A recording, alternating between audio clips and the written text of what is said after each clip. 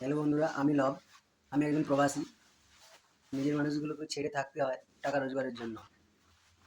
তো এই চ্যানেলে আমি কোনো সাজানো গল্প দেখাবো না, দেখাবো প্রবাসীর সত্যতা, কাজ, কষ্ট আর ছোট ছোট স্বপ্ন, যেগুলো আমাকে লড়তে শেখায়।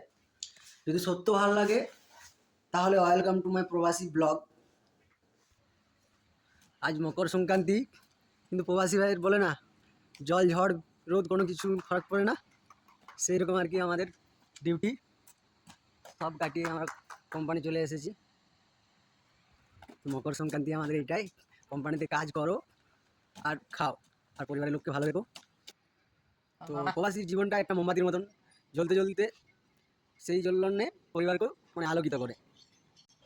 আজ মকর সংক্রান্তিতে ভেবেছিলাম ছুটি থাকলে হয়তো ঘর না যেতে পেরেও ভেবেছিলাম ভিডিও কলে ফ্যামিলিকে একটু ভালো সময় দেবো, তাই হলো না।